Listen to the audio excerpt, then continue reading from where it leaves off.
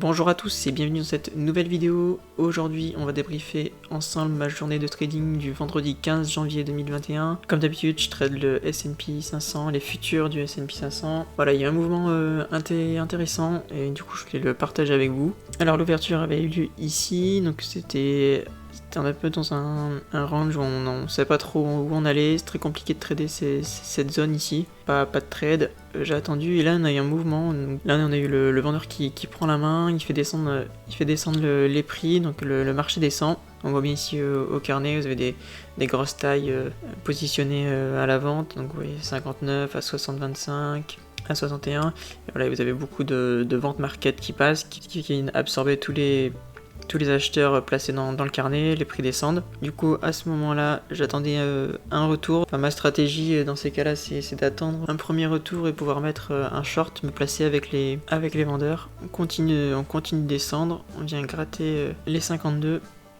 Par contre, vous voyez, 52, ça bloque bien, ça commence à remonter. C'est-à-dire que tous les vendeurs trouvent leur contrepartie. Il y a l'acheteur qui prend tout le monde à 52. Il fait pression, on est en train de changer de sens. J'attends de voir quand on va arriver sur le niveau, qu'est-ce qui va se passer. Alors ici je vois que ça bloque, il y a un vendeur présent, grosse taille qui arrive, vous voyez 620 lots. Ah oui, j'essaie de rentrer donc je vends et je me fais stopper dans la foulée, ça va très très vite. Comme j'avais un stop hyper serré, ça m'a stoppé, j'ai revendu 57,25. Ah oui, mon stop ici qui est à 58,25, donc un point au-dessus. Au cas où si le marché continue de monter comme ça, il me stoppe et je prends une petite perte. Voilà, donc là le vendeur était présent mais il s'est fait absorber, l'acheteur qui prend la main. Voilà, je vais me faire stopper. Voilà, là je me fais stopper, donc je ressors du marché. C'est pas gênant, j'essaie de trouver le pouls du marché. Est-ce qu'on va repartir en tendance baissière ou est-ce que le marché va remonter totalement? Donc là j'ai un petit retour au niveau des 59 et je vois qu'il y a un vendeur qui est présent. Ouais, je me pose la question, est-ce que ça vaut pas le coup de positionner, mettre un achat sur ces niveaux et pour jouer au cas où si le marché remonte totalement, je peux rejouer facilement les 60, 67, 70, donc ces niveaux ici. Donc avec un stop assez serré, le gain il est pas mal, hein. 67 sur le carnet c'est vraiment là-haut. Donc ça se tente, je vois que ça bloque, du coup je rentre au carnet. Voilà, je double ma taille, j'ai 4 lots en tout.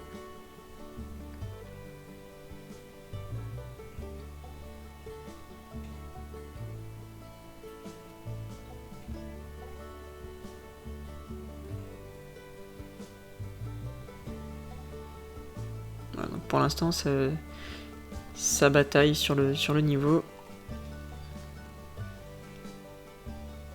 C'est pas assez impulsif. Là, je me refais ressortir mes lots et là on voit que il y a les vendeurs qui sont vraiment encore présents, ça vend pas mal.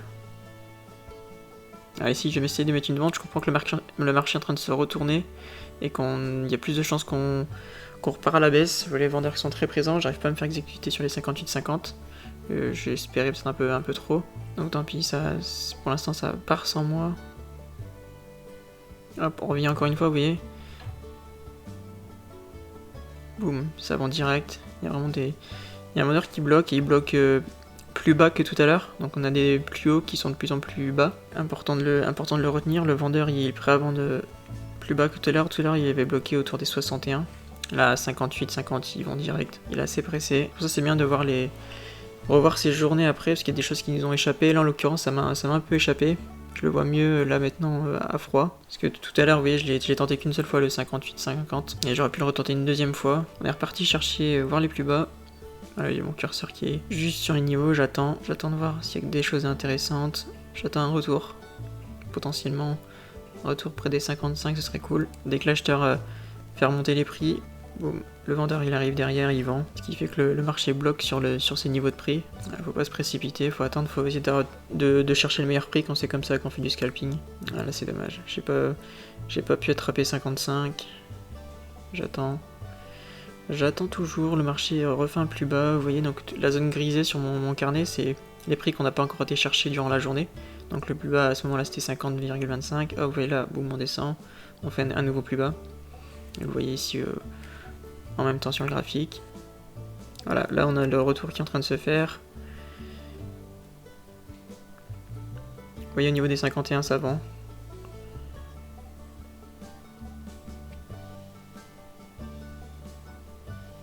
Maintenant il faut essayer de capter le meilleur prix.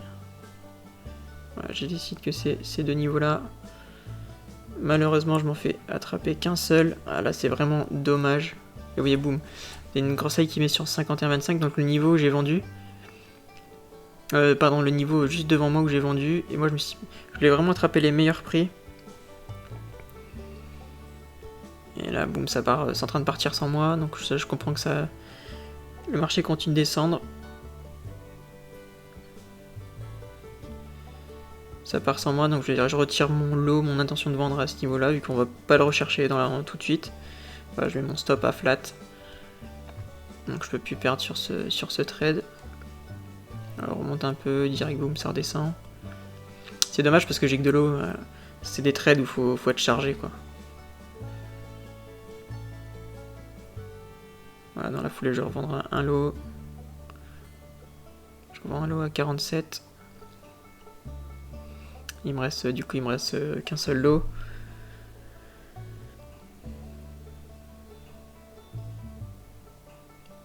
Oui, sur les 46-45, il y a du monde. On est venu les taper, ça remontait direct, donc il y a des acheteurs. Là pour le coup, j'ai revendu mon lot. Bizarrement, ça a un peu bugué. Vous voyez où je me fais exécuter mon lot de sortie sur le graphique, alors que le premier j'ai réussi à le vendre assez bas. Ça reste un beau trade quand même. Le marché continue de descendre. Toujours en tête que ça avait bien bloqué tout à l'heure 45, on est passé un peu en dessous. Vous voyez le vendeur qui a pris la place de 45. Ça avait bloqué tout à l'heure sur la remontée, c'est à cause de ça que je m'étais fait sortir d'ailleurs. Ah, par contre là, vous voyez l'acheteur ici, il bloque tout le monde pour l'instant. Avec des achats market qui refont monter les prix. On a un vendeur qui est quand même assez vénère de l'autre côté, donc ça se maintient. On va le voir ensemble, il va de se faire exécuter cette 700 lots. Vous voyez, boum, hop, c'est fait exécuter. Donc le marché, hop, ça continue de descendre. Là, je vais faire le trade le plus intéressant de la journée dans la foulée.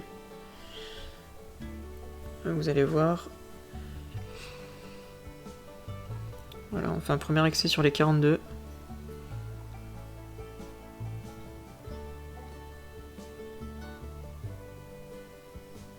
Voilà, le marché remonte directement au niveau. Voilà, à ce moment-là, j'étais plus dans l'intention de mettre un short. Donc de mettre une vente sur le niveau.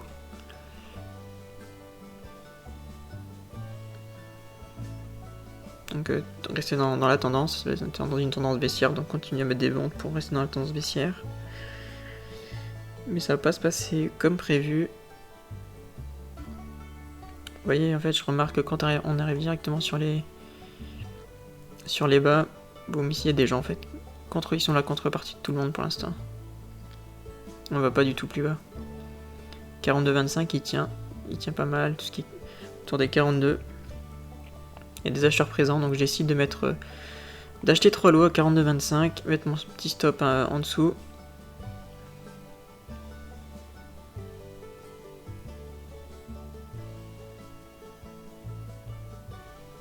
Voilà, je vois que ça tient toujours, donc je suis assez... Ça se tente, j'achète vraiment les plus bas de la journée.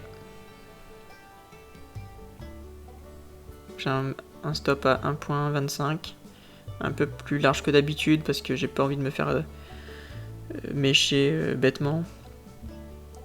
Surtout que c'est des trades où je vais chercher beaucoup plus que d'habitude en termes de gains.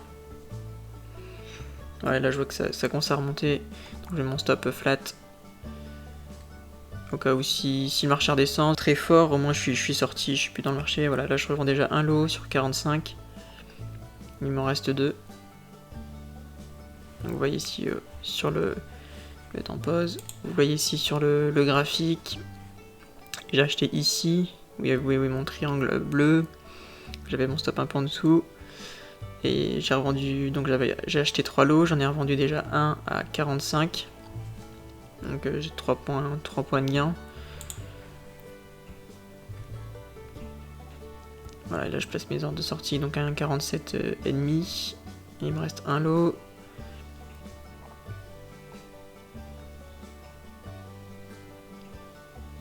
Donc j'ai l'intention de le revendre à 50, je suis placé dans la file. Donc là à ce moment-là je le retire, je pensais qu'il allait peut-être aller un peu plus loin, et je vois que ça bloque un peu 50. J'attends de voir ce qui se passe en fait. J'ai remonté mon stop au cas où ça descend. Et là vous voyez ce qui se passe, il y a un bug en fait. C'est m'a pas exécuté, je suis placé à 50. Et j'ai pas été sorti. Voilà, donc dans la foulée, quand j'ai vu ça, j'ai dit oh, c'est bizarre, en fait ça bougeait tellement. En fait ça bougeait tellement que j'ai pris la décision de sortir, donc j'ai sorti 48-25 je crois de mémoire. Donc vous voyez ici sur le carnet, donc j'ai vraiment réussi à capter le plus bas du moment. Voilà, je suis content de mes sorties, sauf sur le dernier lot où ça a un peu bugué. Mais bon, tant pis. Là, le marché est remonté un peu plus. Voilà, à ce moment-là, il n'y avait pas d'opportunité, par contre, très intéressante. Ça balaye un peu. En fait, le gros mouvement était vraiment avant. C'est vraiment sur cette partie-là de descente qu'il fallait essayer de travailler. Peut-être un peu sur la remontée pour ceux qui font un trade contrariant. Donc ça, c'était le dernier trade que je fais. C'est le plus intéressant, mais c'est pas les trades que je fais d'habitude. Ça, c'est vraiment des trades assez contrariens. C'est vraiment le marché descend et nous, on met des achats pour essayer de jouer vraiment le changement de tendance, tandis que mes premiers trades, c'était vraiment continuation de tendance sur tous. Donc je vois que le marché descend, hop, je vais essayer de me placer à la vente comme tout le monde pour continuer dans la descente. Donc après j'ai attendu, pas eu grand chose à part ici, vous allez le voir. Il y a eu juste, je pense, je vais mettre en pause, il y a eu un retour intéressant. Enfin c'est ce type de trade que je prends, c'est où je vois, là, ici, cette partie-là il se passe pas grand chose. Par contre, on voit qu'ici, il y a tout le temps un acheteur. Oui, ici, l'acheteur qui bloque une fois, il bloque 2 fois, 3 fois, donc il soutient les prix. Par contre, boum, il se fait traverser, on a un retour sur son niveau, et là, on s'attend à ce que le vendeur se mette à la place de l'acheteur et qu'il fasse redescendre les prix. Donc là, pour moi, ici, il y avait peut-être un trade à faire. Sur le retour, mettre une vente et viser un peu plus bas. Après cette séquence, j'étais plus tout devant les écrans, j'avais arrêté, j'avais juste laissé le screen vidéo pour voir l'évolution du marché, voir si on allait refaire des plus bas. Parce que là, en l'occurrence, si les vendeurs reprennent la main et refont un nouveau plus bas, ça peut être intéressant. Mais après, il faut pas oublier qu'on était vendredi. Vendredi, surtout que le lundi d'après, c'est férié et aux États-Unis. On s'attend à ce que potentiellement des asset managers, des sociétés de gestion, des hedge funds sortent leur position pour éviter d'être exposés le week-end. Ce qui fait que nous non plus, on prend pas trop de risques à ce moment-là. Surtout que ma journée était faite pour le coup. J'avais remboursé mes petites pertes que j'ai fait là, plus un gain très confortable. Du coup, ce fut le week-end qui a commencé quoi. Je vous laisse en description le vidéo de présentation de la chaîne pour ceux qui ne l'ont pas encore vu. Surtout n'oubliez pas liker la vidéo si ça vous a plu, ça m'aide beaucoup pour le référencement des vidéos. On a un peu plus chaque jour donc c'est plutôt cool. Je vous souhaite une bonne journée et à dans quelques jours pour une nouvelle vidéo. Salut!